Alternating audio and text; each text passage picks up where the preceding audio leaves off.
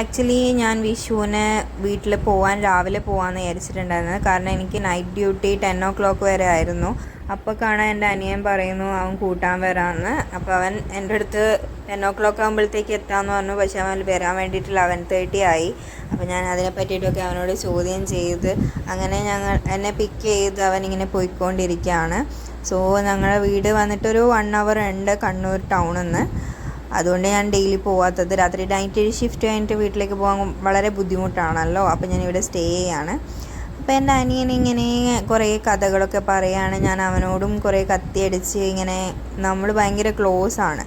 എല്ലാ കാര്യങ്ങളും പേഴ്സണൽ കാര്യങ്ങളൊക്കെ ഷെയർ ചെയ്യും. അപ്പോൾ അങ്ങനെ നമ്മൾ രണ്ടുപേരും ഇങ്ങനെ ഒരുപാട് കത്തിയൊക്കെ അടിച്ച് ഇങ്ങനെ പോവുകയാണ്. അപ്പം നൈറ്റ് ആയതുകൊണ്ട് തന്നെ ഈ ചായ്വേൽ എന്ന് പറഞ്ഞ ഷോപ്പ് ഓപ്പൺ ആയിരുന്നു. അപ്പോൾ ഞാൻ എപ്പോഴും ഇതിലേ കൂടി പാസ് ചെയ്ത് പോകുമ്പോൾ ഈ ഷോപ്പ് കാണാറുണ്ട്. അതുപോലെ തന്നെ ഇൻസ്റ്റഗ്രാമിൽ ഒരുപാട് റീൽസും കാണാറുണ്ട് ഈ ഷോപ്പിനെ പറ്റിയിട്ട്. അപ്പം എനിക്കൊരാഗ്രഹം ഉണ്ടായിരുന്നു അവിടുന്ന് ചായ കുടിക്കണം എന്നുള്ളത്.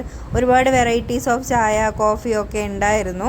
ഫസ്റ്റ് ഞാൻ വിചാരിച്ചു ഹോർലിക്സ് ഓർഡർ ചെയ്യാം, അല്ലെങ്കിൽ ബൂസ്റ്റ് ഓർഡർ ചെയ്യാമെന്ന്. പിന്നെ ഞാൻ വിചാരിച്ചു ചെയ്താൽ ഇവിടെ വരെ എത്തിയിട്ട് നമ്മൾ എന്തെങ്കിലും വെറൈറ്റി ആയിട്ട് ഓർഡർ ചെയ്യണമല്ലോ എന്ന്. അങ്ങനെ ഞാൻ ഐറിഷ് ഹേസൽനട്ടും അവൻ ഹോട്ട് ചോക്ലേറ്റ് ഓർഡർ ചെയ്തു. ഒരുപാട് ടൈം വെയിറ്റ് ചെയ്തിട്ടാണ് ഞങ്ങൾക്ക് ഈ രണ്ടും കിട്ടിയത്. അപ്പോൾ സത്യം പറഞ്ഞു കഴിഞ്ഞാൽ എനിക്ക് ആണെങ്കിലും അവനാണെങ്കിലും പേഴ്സണലി ഞങ്ങൾ വാങ്ങിച്ച സാധനം ഒട്ടും ഇഷ്ടപ്പെട്ടില്ല. പിന്നെ കാശ് കൊടുത്ത് വാങ്ങിച്ചതായതുകൊണ്ട് ഞങ്ങൾ രണ്ടുപേരും അത് കുടിച്ചു.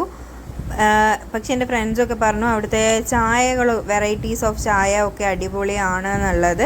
പിന്നെ എനിക്ക് അവിടുത്തെ ഹൈലൈറ്റ് ആയിട്ട് തോന്നിയിട്ടുള്ളത് അവരുടെ പെരുമാറ്റമാണ്. അടിപൊളി സ്വഭാവമാണ് അവിടുത്തെ ചേട്ടന്മാർക്ക്. ഭയങ്കര നല്ല സ്വഭാവമാണ്, എനിക്ക് ഇഷ്ടപ്പെട്ടു. അതൊക്കെ കുടിച്ച് ഞങ്ങൾ വീട്ടിൻ്റെ മുന്നിലെത്തി. അവനോട് ബൈ പറഞ്ഞു. കാരണം ലേറ്റ് നൈറ്റായി. അവനോട് ഞാൻ വീട്ടിൽ പോയിക്കോളാൻ പറഞ്ഞു. പിന്നെ ഇത്രയും രാത്രി ബൈക്ക് ഓടിച്ച് വന്നതിന് ചിലപ്പം മിക്കവാറും ചീത്ത കിട്ടാൻ ചാൻസ് ഉള്ളതുകൊണ്ട് അവനെ ഞാൻ പറഞ്ഞയച്ചു. ഗേറ്റ് തുറക്കാൻ നോക്കിയപ്പം ഓൾറെഡി ഉള്ളിൽ നിന്ന് ലോക്ക് ചെയ്ത് വെച്ചിരിക്കുകയാണ്. അപ്പം ഞാൻ അമ്മ എന്നൊക്കെ വിളിച്ചിട്ട് അമ്മ വന്ന് ഗേറ്റ് തുറന്ന് തന്നു. എന്നിട്ട് അമ്മ അകത്തേക്ക് കയറിപ്പോയി. അപ്പം ഞാൻ വീടിൻ്റെ വീഡിയോസൊക്കെ എടുത്ത് ഇങ്ങനെ നടന്ന് വന്ന് നാളത്തേക്കുള്ള പ്ലാനിങ് എന്തൊക്കെ ചെയ്യണം ഇതൊക്കെ ആലോചിച്ചുകൊണ്ടിരിക്കുകയാണ്. അൻഷി വരുന്നുണ്ടായിരുന്നു വിഷുവിൻ്റെ സമയമായതുകൊണ്ട്.